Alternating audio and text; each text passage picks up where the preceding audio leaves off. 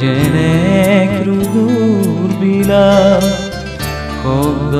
সমদয়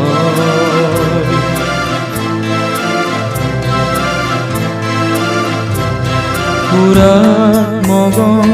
ভয়াল ৰাতি মৌন কোলাহ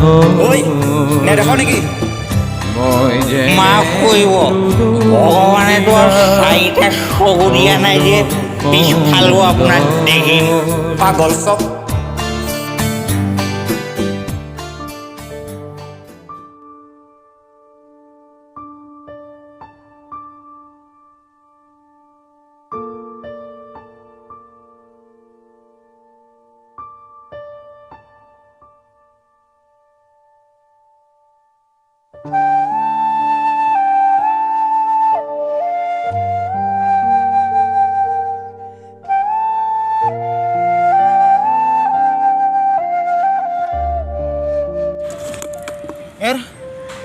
গোটেই জীৱনটো বৰবাদ কৰিলি অলপতো লাজ কৰ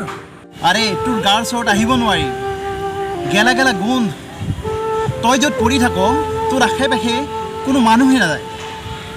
গাঁৱৰ প্ৰত্যেকজন শিশুৰ পৰা বৃদ্ধ সকলো মানুহে তোক ঘৃণ কৰে তোৰ অন্ততঃ তোৰ পৰিয়ালৰ কাৰণেতো অকণ চিন্তা কৰ গোটেই জীৱনটো এনেকৈ বৰবাদ কৰিলি আৰু কিমান দিন এনেকৈ থাকিবি তই কেতিয়াবা মোৰ নিজকে যতীন বৰাৰ দৰে লাগে জানে সি যেতিয়া সাধাৰণ জনতাৰ মাজেদি যায় তেতিয়াও ৰাইজে হুলস্থুল কৰে মোৰ যেতিয়া ৰাস্তাৰ মাজেদি যাওঁ তেতিয়াও মানুহে হুলস্থুল কৰে কয় বোলে সেই মদাহীটোক চা মইতো চেলিব্ৰিটিয়ে হৈ গ'লোঁ ন মোৰ বাৰু চকুত মদৰ নিচা কিন্তু সেই 70 বছৰীয়া বুঢ়াটোৰ চকুত কোনটো ব্ৰেণ্ডৰ নিচা আছিলে যে সেই 16 বছৰীয়া ছোৱালীজনী ৰেপ কৰিব লগা হ'ল এই 70 বছৰীয়া সেই বুঢ়াটোৰ চকুত কোনটো ব্ৰেণ্ডৰ নিচা আছিলে আপুনি মোক ক'ব পাৰিব আপুনি নোৱাৰে কওক আপোনালোকতো শিক্ষিত প্ৰতিষ্ঠিত এতিয়া ক'ব পাৰিব যে শিক্ষিত সমাজে শিক্ষিত ব্যক্তিসকলে কিয় আজি ধৰ্ষণ কাণ্ডৰ লগত বেছি জড়িত আপুনি ক'ব পাৰিব আপুনি নোৱাৰে ক'ব ছাৰ নোৱাৰে আপুনি ঘৰ পৰিবাৰৰ কথা সুধিছিলে ন ছাৰ আছিলে ঘৰ পৰিবাৰ মোৰো আছিলে ছাৰ মোৰ মাইকী মানুহ আৰু মোৰ ছোৱালীজনীৰ সৈতে মোৰো এখন ধুনীয়া সুখৰ সংসাৰ আছিলে ছাৰ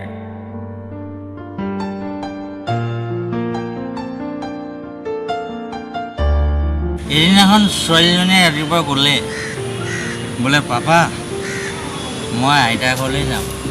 মই বোলো হ'ব আইতাৰ ঘৰলৈহে যাবি হ'ব ট্ৰেইন ষ্টেচনত ৰাতিপুৱা আগবঢ়াবলৈ গ'লোঁ দুইটাকে থ'বলৈ গ'লোঁ মোৰ মাইকী মানুহ মোৰ ছোৱালী ষ্টেচনৰ চাৰিওফালে আপোনাৰ মোৰ দৰে বহুত মানুহ আছিলে তাই যিটো চিটত বহিছিলে ঠিক সেই একেটা চিটতে খিৰিকীফালে এজন বয়সস্থ মানুহ বহি আছিলে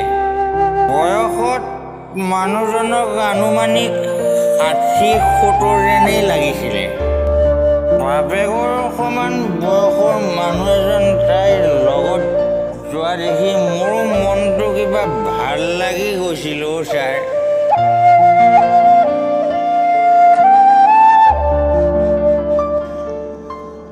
তাইক ট্ৰেইনত উঠাই থৈ অহা 2 ঘণ্টামান পিছতে মোলৈ এটা আননোন নাম্বাৰ ফোন কল আহিছিলে আৰু মই ৰিচিভ কৰাৰ লগে লগে মোক কৈছিলে কোনে নাজানো মোৰ মাইকী মানুহ আৰু অকণমানিজনী হেনো এইখন পৃথিৱীত নাই খবৰ পাই পেলাই 1 ছেকেণ্ডো দেৰি কৰা নাছিলোঁ ছাৰ ততাতৈয়াকৈ গৈ মই ষ্টেচন পাইছিলোঁগৈ তাত গৈ মই সকলোকে সুধিছিলোঁ কি হৈছিল ঘটনাটো কিন্তু কোনেও নকৈছিল মোক তাত কি হৈছিল অৱশেষত এজনৰ মুখে মই গম পালোঁ যে সেয়েহে মই আপোনাক তাইৰ সৈতে একেলগে চিটত বহি যোৱা সেই 70 বছৰীয়া বাপেকৰ বয়সৰ বৃদ্ধজনৰ কথা সেই বৃদ্ধই প্ৰথমতে মোৰ মাইকী মানুহক আৰু তাৰ পিছত সি মোৰ বুকুৰ আপোন মুখখন মানি যদি খুদাই নেৰিলেও ছাৰ প্ৰতিষ্ঠিত কোন সেই 70 বছৰীয়া বুঢ়াটো নে মই নিচা কাৰ চকুত আছে সেই বুঢ়াটোৰ চকুত নে মোৰ চকুত আৰে মইতো মদ খাওঁ মদাহী কিন্তু সি কি ব্ৰেণ্ডৰ মাল খায় যে তাৰ চকুত সেই 5 বছৰীয়া ছোৱালীজনীও সাৰি নগ'ল মোৰ 5 বছৰীয়া ছোৱালীজনীয়ে তাক কি পিয়া গুচাব পাৰিলে যে কেৱল 5 বছৰীয়া ছোৱালীজনীকো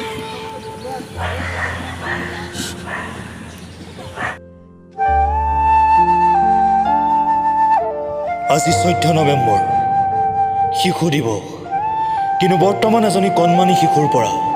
এজনী গাভৰু জীয়ৰীলৈকে বৰ্তমান কিমান সুৰক্ষিত এইখন ভাৰতবৰ্ষত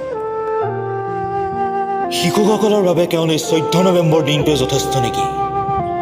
শিশুক সদায় মৰম কৰক সদায় আদৰ কৰক শিশুক সদায় শ্ৰদ্ধা কৰক মনত ৰাখিব আজিৰ শিশু কালিলৈ হ'ব দেশৰ ভৱিষ্যত আৰু এজন শিশুক ভাল পথেৰে আগুৱাই নিয়াটো আপোনাৰ মোৰ দৰে প্ৰত্যেকজন নাগৰিকৰে দায়িত্ব